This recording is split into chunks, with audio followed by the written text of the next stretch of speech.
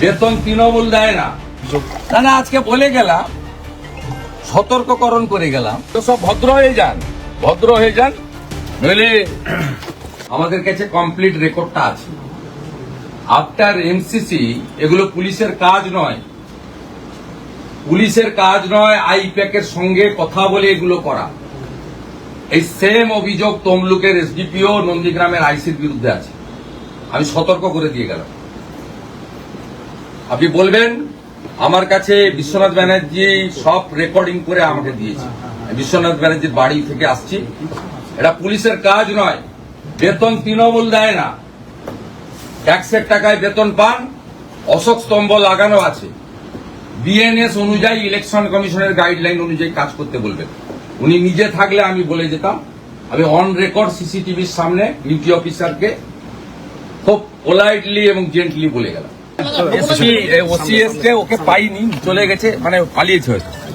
আমি ডিউটি অফিসারকে বলে গেছি, যেদিনকে বিজেপির প্রার্থী তালিকা বেরোয়, আমাদের বিশিষ্ট নেতা প্রার্থী পদের অন্যতম দাবিদার বিশ্বনাথ ব্যানার্জি মনোনয়ন পাননি।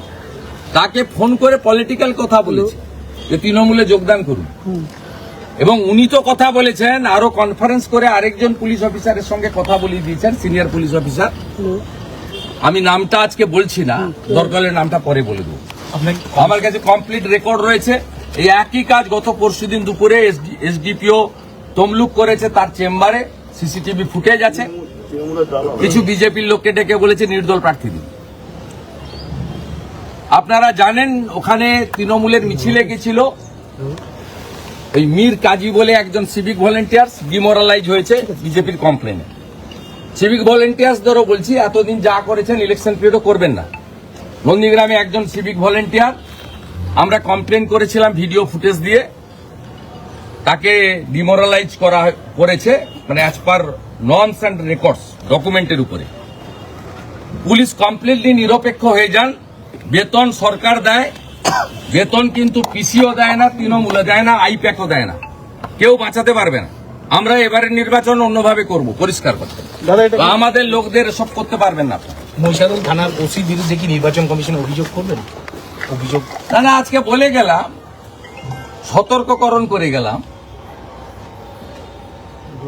এরপরে করলে নিশ্চয়ই করব। Election commission will take appropriate action. অন্যরকম যেমন নন্দীগ্রামে সিভিক তার এগেনস্টে অ্যাকশন নিয়েছে, একজন সিভিককে ডিমোরালাইজ করেছে। আমাদের ডকুমেন্টে তিনি তৃণমূলের প্রার্থীর মিছিলে স্লোগান দিচ্ছেন, পারেন না দিন। হোম ডিপার্টমেন্ট থেকে বেতন দেয় 10,000 পাক আর 9,000 পাক যাই পাক, হোম ডিপার্টমেন্টের সঙ্গে পুলিশদের রিলেটেড। এগুলো সব ভদ্র হয়ে যান, নইলে। আপনি বলছেন অন্যরকম নির্বাচন, মানে অন্যরকম শুধু অন্যরকম আইন মানতে বাধ্য করব, যা দরকার তাই করব।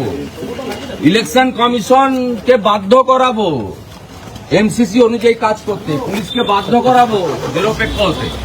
এগুলো পার্টি অফিস নয়। হিল সাদা রং লাগিয়ে দেওয়া মানে পার্টি অফিস নয়, জনগণের জায়গা। একবারে এই মুহূর্তে আরো ভালো ভালো খবর দেখতে সাবস্ক্রাইব করুন বাংলা হান্টের ইউটিউব চ্যানেল। বাংলা হান্টের আরো খবর দেখতে নজর রাখুন। বাংলা খবর মানেই বাংলা হান্ট।